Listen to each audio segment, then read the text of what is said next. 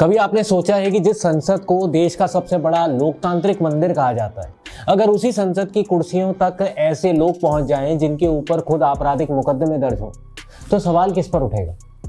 कानून पर, राजनीति पर, या फिर हम सब पर?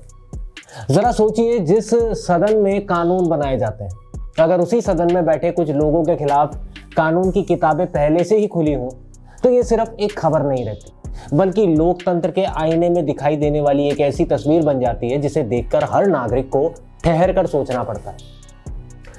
आज की कहानी किसी एक नेता, किसी एक पार्टी या किसी एक विचारधारा की नहीं है। आज बात है उस रिपोर्ट की जिसने राज्यसभा की तस्वीर को नए सिरे से देखने पर मजबूर कर दिया। ये कोई आरोप नहीं है, कोई राजनीतिक बयान नहीं है और ना ही किसी दल के खिलाफ अभियान। ये जानकारी है उन हलफनामों पर आधारित जो खुद सांसदों ने चुनाव आयोग के सामने जमा किए और जिनका विश्लेषण एसोसिएशन फॉर डेमोक्रेटिक रिफॉर्म्स यानी एडीआर ने किया है। एडीआर की रिपोर्ट के मुताबिक राज्यसभा के जिन सांसदों के हलफनामों का विश्लेषण किया गया, उनमें 73 सांसदों यानी करीब 32% ने खुद माना कि उनके खिलाफ आपराधिक मामले दर्ज हैं। इनमें से 36 सांसद ऐसे हैं जिनके खिलाफ गंभीर आपराधिक मामले दर्ज हैं। गंभीर मामलों का मतलब ऐसे अपराध जिनमें हत्या की कोशिश, महिलाओं के खिलाफ अपराध या ऐसे मामले शामिल हो सकते हैं जिनमें 5 साल या उससे ज्यादा की सजा का प्रावधान है। अब रिपोर्ट के मुताबिक एक सांसद ने अपने ऊपर हत्या का मामला घोषित किया है, 4 सांसदों ने हत्या के प्रयास का मामला दर्ज होने की जानकारी दी है और 3 सांसदों ने महिलाओं के खिलाफ अपराध से जुड़े मामलों का जिक्र अपने हलफनामे में किया है। यहां सबसे जरूरी बात समझने वाली ये है कि एडीआर ने ये मामले दर्ज नहीं किए हैं, बल्कि सांसदों द्वारा खुद दिए गए शपथ पत्रों का विश्लेषण करके जनता के सामने रखा है। यानी जो जानकारी सामने आई है वो उन्हीं दस्तावेजों से निकली है जिन्हें उम्मीदवार खुद चुनाव लड़ते समय जमा करते हैं। इसलिए इस रिपोर्ट को किसी राजनीतिक बयान की तरह नहीं, बल्कि सार्वजनिक रिकॉर्ड के विश्लेषण के रूप में देखा जाना चाहिए। अब सवाल यह है कि आखिर संसद तक पहुंचने वाले लोगों के खिलाफ इतने मामले क्यों हैं? इसका जवाब इतना सीधा भी नहीं है और इतना आसान भी नहीं है। भारतीय कानून कहता है कि सिर्फ मुकदमा दर्ज हो जाने भर से कोई व्यक्ति अपराधी साबित नहीं हो जाता।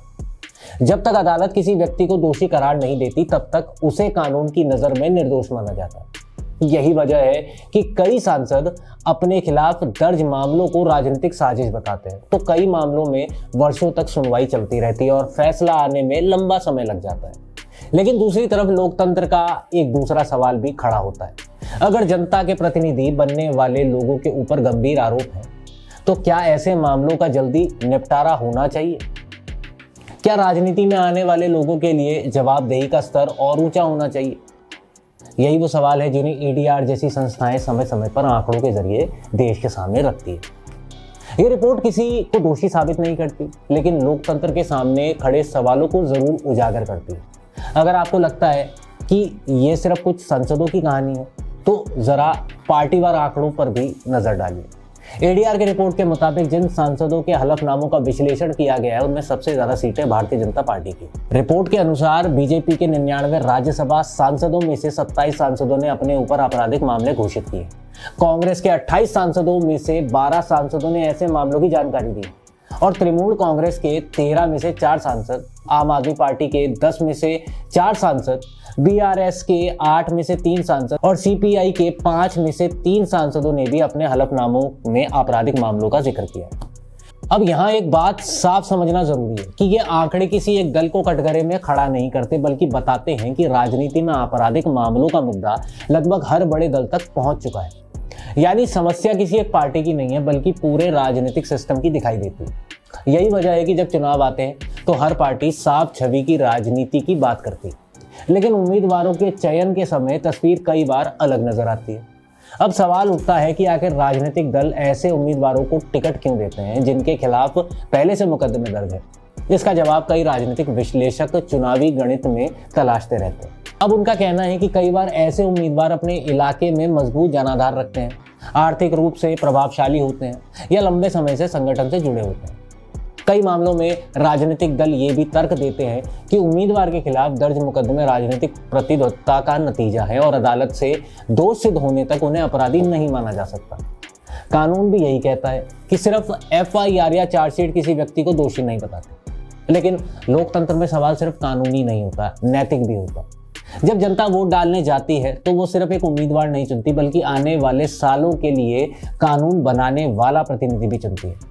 ऐसे में उम्मीदवार की छवि, उसका रिकॉर्ड और उसके खिलाफ दर्ज मामलों की जानकारी जनता तक साफ साफ पहुंचना उतना ही जरूरी है जितना चुनाव कराना। यही वजह है कि एडीआर जैसी संस्थाएं हर चुनाव के बाद उम्मीदवारों और जनप्रतिनिधियों के हलफनामों का विश्लेषण करके रिपोर्ट जारी करती है, ताकि मतदाता ये जान सके कि उसका प्रतिनिधि कौन है और उसका रिकॉर्ड क्या कहता है। लोकतंत्र की असली ताकत सिर्फ वोट डालने में नहीं, बल्कि जानकारी के आधार पर सही फैसला लेने में होती है। अगर मतदाता उम्मीदवार के बारे में सब कुछ जानकर वोट देता है तो लोकतंत्र और मजबूत होता है। लेकिन अगर जानकारी होते हुए भी जाति, धर्म, पार्टी या दूसरे मुद्दे उम्मीदवार के रिकॉर्ड से ज्यादा भारी पड़ जाते हैं तो फिर सवाल सिर्फ नेताओं पर नहीं, समाज पर भी उठने लगता है। आखिर लोकतंत्र में नेता वही बनता है जिसे जनता चुनती है, यानी कि हम लोग चुनते हैं। इसलिए ये रिपोर्ट सिर्फ सांसदों का रिपोर्ट कार्ड नहीं है, बल्कि कहीं ना कहीं देश के चुनावी सिस्टम और हमारी राजनीतिक सोच का भी आईना है। अब जरा इस पूरी तस्वीर को राजनीति से थोड़ा सा ऊपर उठ के देखिए। मान लीजिए किसी आम सरकारी नौकरी के लिए आवेदन देने वाला एक उम्मीदवार हो। उसके दस्तावेजों की जांच होती है, पुलिस वेरिफिकेशन होता है, कई जगह छोटे से छोटे रिकॉर्ड भी देखा जाता है। लेकिन जब बात देश के लिए कानून बनाने वाले जनप्रतिनिधियों की आती है तो व्यवस्था अलग नजर आती है। इसका मतलब ये बिल्कुल नहीं कि जिन सांसदों पर मुकदमे दर्ज हैं वो सभी दोषी हैं। ऐसा कहना कानून और संविधान दोनों के खिलाफ होगा।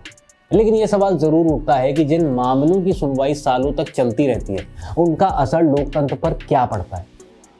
अगर किसी सांसद के खिलाफ गंभीर मामला है और उसका फैसला 10 या 15 साल तक नहीं आता, तो इस बीच वो चुनाव भी लड़ सकता है, सांसद भी बन सकता है और कानून बनाने की प्रक्रिया का हिस्सा भी रह सकता है।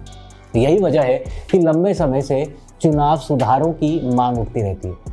कई पूर्व मुख्य चुनाव आयुक्त, कानून विशेषज्ञ और चुनाव सुधार से जुड़े संगठन समय समय पर कहते रहते हैं कि जनप्रतिनिधियों से जुड़े मामलों की सुनवाई के लिए विशेष अदालत हो, ताकि फैसला जल्दी आए और जनता के सामने तस्वीर साफ रहे। यहीं से जिम्मेदारी सिर्फ अदालतों या राजनीतिक दलों की नहीं है, बल्कि मतदाता यानी जो वोट देने वाले हैं उनकी भी शुरू होती है। आज के दौर में किसी उम्मीदवार का हलफनामा सार्वजनिक होता है। उसकी संपत्ति, शिक्षा, पेशा और उसके खिलाफ दर्ज मामलों की जानकारी भी उपलब्ध रहती है। इसके बावजूद अगर चुनाव के समय सबसे ज्यादा चर्चा जाति, धर्म, नारों या सोशल मीडिया की होती है और उम्मीदवार का रिकॉर्ड पीछे छूट जाता है, तो फिर लोकतंत्र का सबसे अहम हथियार कमजोर पड़ने लगता है। लोकतंत्र में वोट सिर्फ अधिकार नहीं, जिम्मेदारी भी है। जिस दिन मतदाता उम्मीदवार से ये पूछना शुरू कर देगा कि आपके खिलाफ दर्ज मामलों की सच्चाई क्या है, आपने अपने क्षेत्र के लिए क्या काम किया है और आप संसद में जाकर क्या करेंगे, उस दिन राजनीतिक दलों की प्राथमिकताएं भी बदलनी शुरू हो जाएंगी।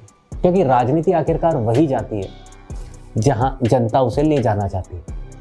इस पूरी रिपोर्ट का सबसे बड़ा संदेश शायद यही है कि लोकतंत्र सिर्फ चुनाव जीतने का नाम नहीं है, बल्कि भरोसे जीतने का नाम भी है।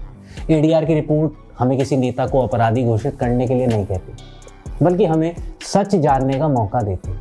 फैसला अदालत करेगी कि कौन दोषी है और कौन नहीं, लेकिन फैसला जनता करेगी कि उसे किस तरह की राजनीति चाहिए।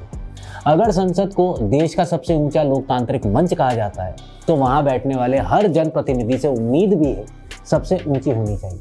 कानून का सम्मान सिर्फ भाषणों में नहीं, बल्कि सार्वजनिक जीवन की साख में भी दिखना चाहिए। आखिर सवाल सिर्फ 73 सांसदों का नहीं, सवाल उस भरोसे का है जो 140 करोड़ लोग संसद पर करते हैं। लोकतंत्र की सबसे बड़ी ताकत यही है कि वो सवाल पूछने से कभी नहीं डरता। और शायद अब वक्त आ गया है कि सवाल सिर्फ नेताओं से नहीं, खुद से भी पूछा जाए कि हम वोट देते समय आखिर सबसे ज्यादा महत्व किस बात को देते हैं। कहते हैं कि लोकतंत्र की सबसे बड़ी ताकत उसकी संसद होती है, लेकिन संसद की सबसे बड़ी ताकत उसकी इमारत नहीं, बल्कि वहां बैठने वाले लोगों पर जनता का भरोसा होता है। यही भरोसा किसी भी देश को मजबूत बनाता है, और यही भरोसा टूटने लगे तो सबसे बड़ा नुकसान लोकतंत्र को ही होता है। इसलिए इस पूरी रिपोर्ट को किसी राजनीतिक चश्मे से नहीं, बल्कि एक नागरिक की नज़र से देखना जरूरी है। क्योंकि आज मामला किसी एक सांसद, किसी एक पार्टी या किसी एक चुनाव का नहीं है। आज सवाल उस व्यवस्था का है जिसमें जनता अपने प्रतिनिधि चुनती है, और उन्हीं प्रतिनिधियों के हाथों में देश के कानून, नीतियों और करोड़ों लोगों के भविष्य को सौंप देती है। अगर ऐसे किसी जनप्रतिनिधि के खिलाफ आपराधिक मामले दर्ज होने की जानकारी सामने आती है तो उसका जवाब भी तथ्यों और कानून के दायरे में ही तलाशना होगा। ये भी सच है कि कई मामलों में राजनीतिक प्रतिद्वंद्विता के कारण मुकदमे दर्ज होते हैं। कई मामलों में सालों तक अदालत फैसला नहीं दे पाती और कई लोग आखिर में बरी भी हो जाते हैं। इसलिए सिर्फ मुकदमा दर्ज होना किसी को अपराधी साबित नहीं करता। लेकिन दूसरी तरफ ये भी उतना बड़ा सच है कि लोकतंत्र में भरोसा सिर्फ कानूनी प्रक्रिया से नहीं, नैतिक जवाबदेही से भी बनता है। यही वजह है चुनाव सुधारों की बहस हर कुछ साल बाद फिर से शुरू हो जाती है। क्या गंभीर मामलों वाले जनप्रतिनिधियों के मुकदमों को जल्दी निपटारा होना चाहिए? क्या राजनीतिक दलों को टिकट देते समय और ज़्यादा जवाबदेह बनाया जाना चाहिए? क्या जनता को उम्मीदवारों के हलफनामे पढ़ने की आदत डालनी चाहिए? और सबसे बड़ा सवाल, क्या हम वोट देते समय उम्मीदवार की छवि और रिकॉर्ड को उतनी ही गंभीरता से देखते हैं जितनी पार्टी के चुनाव चिन्ह को देखते हैं? इन सवालों के जवाब सिर्फ संसद नहीं दे सकती, सिर्फ अदालत नहीं दे सकती और सिर्फ चुनाव आयोग भी नहीं दे सकता। इसका जवाब पूरे समाज को मिलकर देना होगा, क्योंकि लोकतंत्र में नेता आसमान से नहीं उतरते, उन्हें जनता चुनकर संसद तक भेजती। इसलिए इस रिपोर्ट का निष्कर्ष किसी नेता को कटघरे में खड़ा करना नहीं है, बल्कि लोकतंत्र को मजबूत बनाना होना चाहिए। अगर जनता सवाल पूछेगी, राजनीतिक दल बेहतर उम्मीदवार चुनने का दबाव महसूस करेंगे। अगर अदालतें ऐसे मामलों का समय पर फैसला देंगी तो बेगुनाह को भी जल्द राहत मिलेगी और दोषियों पर भी जल्दी कार्रवाई होगी। अगर राजनीतिक दल पारदर्शिता को अपनी ताकत बनाएंगे तो संसद पर जनता का भरोसा और मजबूत होगा। आखिर लोकतंत्र सिर्फ चुनाव जीतने का खेल नहीं, बल्कि विश्वास बनाए रखने की जिम्मेदारी भी है, और शायद इसी जिम्मेदारी का नाम लोकतंत्र है। संसद की कुर्सी पर बैठने वाला हर व्यक्ति कानून बनाने का अधिकार रखता है, इसलिए जनता को भी ये अधिकार है कि वो उसके रिकॉर्ड के बारे में जाने, सवाल पूछे और जवाब मांगे। क्योंकि लोकतंत्र में सबसे ताकतवर कोई नेता नहीं होता, सबसे ताकतवर होता है जागरूक मतदाता। और जिस दिन वोट सिर्फ भावनाओं से नहीं बल्कि जानकारी और जिम्मेदारी के आधार पर पड़ने लगेंगे, उस दिन शायद ऐसी रिपोर्टें सिर्फ आंकड़े नहीं रहेंगी, बल्कि बदलाव की शुरुआत बन जाएगी। ऐसी स्टोरीज के लिए देखते रहिए MATV न्यूज़।